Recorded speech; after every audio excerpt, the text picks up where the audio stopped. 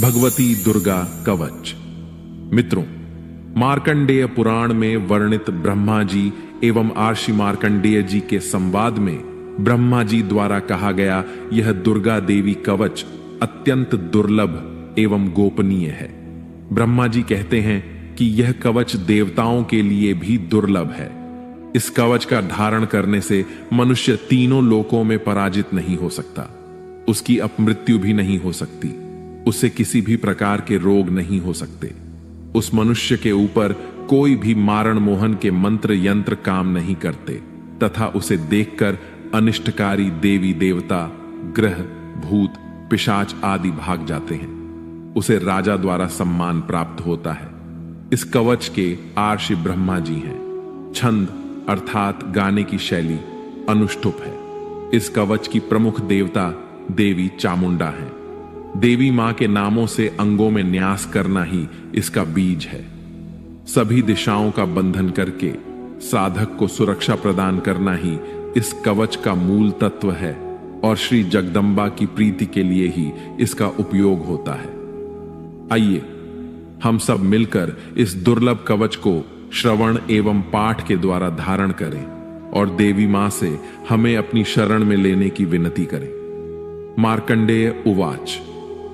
श्री मार्कंडेय जी ने कहा, हे पितामह, जो इस संसार में परम गोपनीय तथा मनुष्यों की सब प्रकार से रक्षा करने वाला है और जो अब तक आपने किसी अन्य के सामने प्रकट नहीं किया हो, ऐसा कोई साधन मुझे बताइए। ब्रह्मा जी ने कहा, ऐसा साधन तो एकमात्र देवी का कवच ही है, जो गोपनीय से भी परम गोपनीय, पवित्र तथा संपूर्ण प्राणियों का उपकार करने वाला है। हे महामुनि, उसे श्रवण करो। प्रथम नाम शैलपुत्री है, दूसरी मूर्ति का नाम ब्रह्मचारिणी है, तीसरा स्वरूप चंद्रघंटा के नाम से प्रसिद्ध है, चौथी मूर्ति को कुष्मांडा कहते हैं, पांचवी दुर्गा का नाम स्कंद माता है, देवी के छठे रूप को कात्यायनी कहते हैं, सातवां काल रात्रि और आठवां स्वरूप महागौरी के नाम से प्रसिद्ध है, नवें स्वरूप का नाम सिद्धिदात्री है।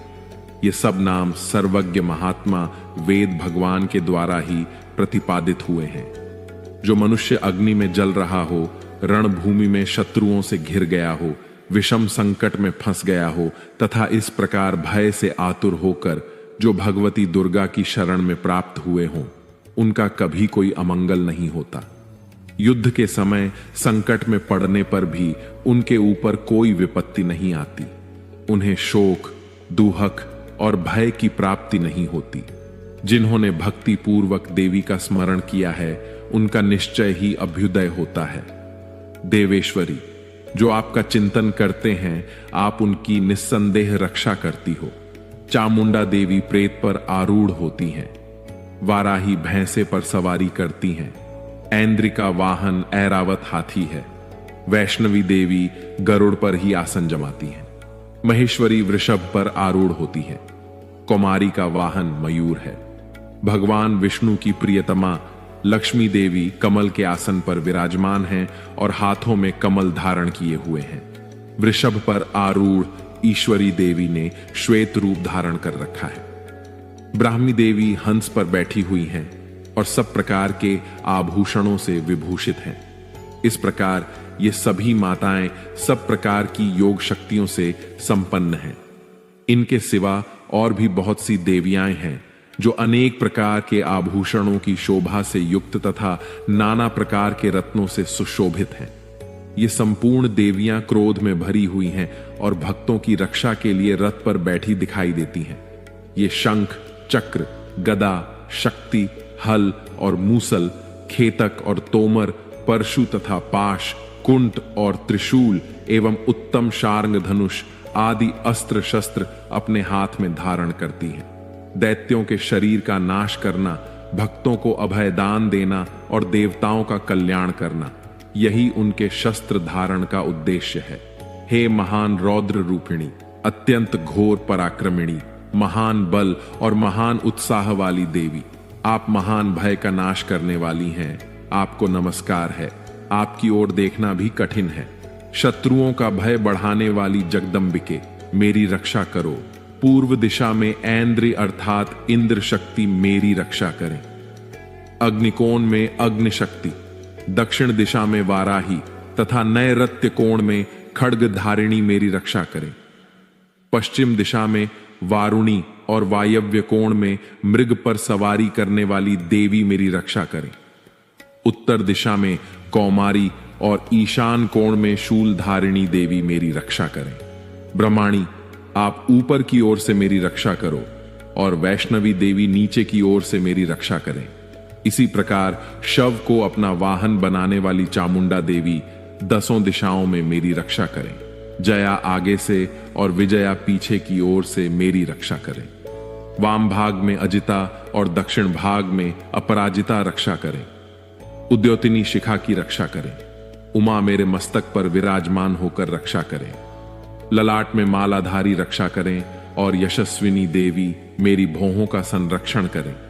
भौहों के मध्य भाग में त्रिनेत्रा और नथुनों की यमघंटा देवी रक्षा करें। दोनों नेत्रों की मध्य भाग में शंखिनी और कानों में द्वारवासिनी रक्षा करें।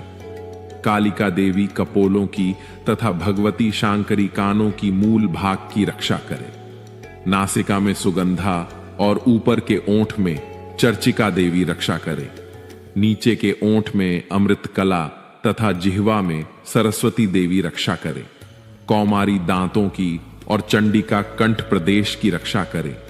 चित्र घंटा गले की घाटी की ओर महामाया तालु में रहकर रक्षा करें।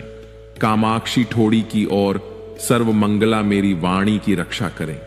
भद्रकाली ग्रीवा में और धनुर्धरी पृष्ठवंश अर्थात मेरुदंड में रहकर मेरी रक्षा करें। कंठ के बाहरी भाग में नील ग्रीवा और कंठ की नली में नल कोबरी मेरी रक्षा करें। दोनों कंधों में खड्गिनी और मेरी दोनों भुजाओं की वज्रधारिणी रक्षा करें। दोनों हाथों में दंडिनी और उंगलियों में अंबिका रक्षा करें। सुलेश्वरी नखों की रक्षा करें। कुलेश्वरी कुक्ष अर्थात पेट में रहकर रक्षा करें। महादेवी दोनों स्तनों की ओर शोक विनाशिनी देवी मन की रक्षा करें। ललिता देवी हृदय में और शूलधारिणी उदर में रहकर रक्षा करें। नाभि में कामिनी और गुह्य भाग में गुहेश्वरी देवी मेरी रक्षा करें। पूतना और कामिका लिंग की और महेशवादिनी वाहिनी गुदा की रक्षा करें। भगवती कटि भाग में और वसिनी घुटनों की रक्षा करें। संपूर्ण कामनाओं को देने वाली महाबला देवी दोनों पिंडलियों की रक्षा करें। नारसिंघी दोनों घुटनों की ओर, तेजस्विनी देवी दोनों चरणों के पृष्ठ भाग की रक्षा करें। श्री देवी पैरों की उंगलियों में और तलवासनी पैरों के तलुओं में रहकर रक्षा करें। अपनी दाढ़ों के कारण भयंकर दिखाई देने वाली दंशनाकराली देवी नखों की और ऊर्ध्वकीनी देवी केशों की रक्षा करें। रोमावलियों के छिद्रों में कोवेरी और त्वचा की बागेश्वरी देवी रक्षा करें। पार्वती देवी रक्त, मज्जा, वसा, मांस, हड्डी और मेद की रक्षा करें। आंतों की कालरात्रि और पित्त की मुकुटेश्वरी देवी रक्षा करें। मूलाधार आदि कमल कोशों में पद्मावती देवी और कफ में चूड़ामणि देवी स्थित होकर मेरी रक्षा करें। नख के तेज की ज्वालामुखी रक्षा करें, जिसका किसी भी अस्त्र से भेदन नहीं हो सकता। वह अभेद्या देवी मेरे शरीर की समस्त संधियों में रहकर मेरी रक्षा करें। ब्रह्माणी, आप मेरे वीर्य की रक्षा करें। छतेश्वरी छाया की तथा धर्मधारिणी देवी मेरे अहंकार, मन और बुद्धि की रक्षा करें। हाथ में वज्र धारण करने वाली वज्रहस्ता देवी मेरे प्राण, अपान, व्यान, उदान और समान वायु की रक्षा करें।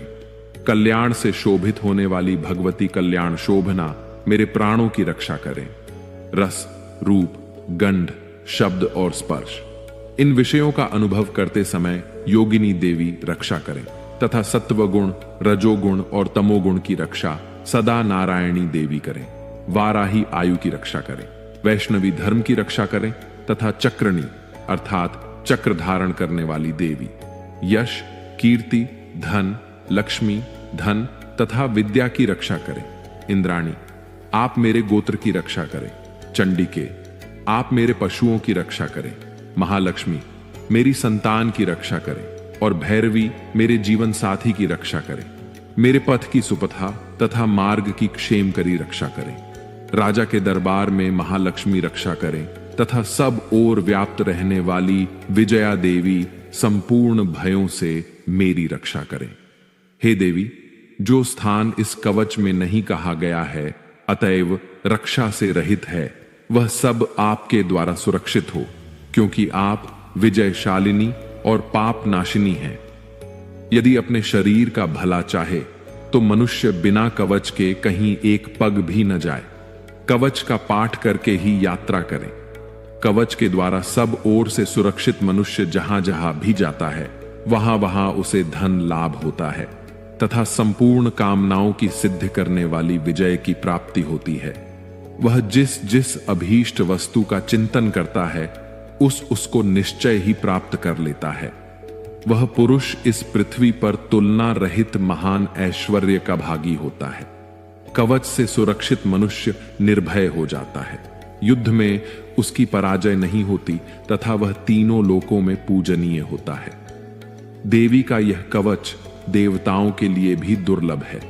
जो प्रतिदिन नियम पूर्वक तीनों संध्याओं के समय श्रद्धा के साथ इसका पाठ करता है उसे दैवी कला की प्राप्ति होती है तथा वह तीनों लोकों में कहीं भी पराजित नहीं होता।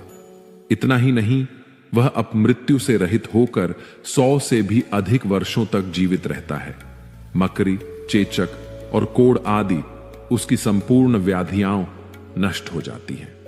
कनेर, भांग, अफीम, धतूरे आदि का स्थावर विष, सांप और बिच्छू आदि के काटने से चढ़ा हुआ जंगम विष तथा अहिफेम और तेल के संयोग आदि से बनने वाला कृत्रिम विष, ये सभी प्रकार के विष दूर हो जाते हैं, उनका कोई असर नहीं होता। इस पृथ्वी पर मारण मोहिन आदि जितने अभिचारक प्रयोग होते हैं तथा इस प्रकार के मंत्र यंत्र होते हैं, वे सब इस कवच को हृदय में धारण कर लेने पर उस मनुष्य को देखते ही नष्ट हो जाते हैं। यही नहीं, पृथ्वी पर विचरने वाले ग्राम देवता, आकाशचारी देव विशेष, जल के संबंध से प्रकट होने वाले गण, उपदेश मात्र से सिद्ध होने वाले निम्न कोटि के देवता, अपने जन्म के साथ प्रकट होने वाले देवता, कुल देवता, माला, डाकिनी शाकिनी, अंतरिक्ष में विचरण करने वाली अत्यंत बलवती भयानक डाकिनियां, ग्रह, भूत, पिशाच, यक्ष, गंधर्व, राक्षस, ब्रह्म राक्षस, बेताल, कुष्मांड और भैरव आदि अनिष्टकारक देवता भी हृदय में कवच धारण किए रहने पर उस मनुष्य को देखते ही भाग जाते हैं। कवचधारी पुरुष को राजा से सम्मान वृद्धि प्राप्त होती है। यह कवच मनुष्य के तेज की वृद्धि करने वाला और उत्तम है। कवच का पाठ करने वाला पुरुष अपनी कीर्ति से विभूषित भूतल पर अपने सुयश के साथ साथ वृद्धि को प्राप्त होता है। जो पहले कवच का पाठ करके उसके बाद सप्तशती चंडी का पाठ करता है, उसकी जब तक वन, पर्वत और काननों सहित यह पृथ्वी टिकी रहती है, तब तक यहां पुत्र पौत्र आदि संतान परंपरा बनी रहती है। फिर देह का अंत होने पर वह पुरुष भगवती महामाया के प्रसाद से उस नित्य परम पद को प्राप्त होता है जो देवताओं के लिए भी दुर्लभ है। वह सुंदर दिव्य रूप धारण करता है और कल्याणमयी शिव के साथ आनंद का भागी होता है। इति देव्या कवचम संपूर्णम। जय माता दी।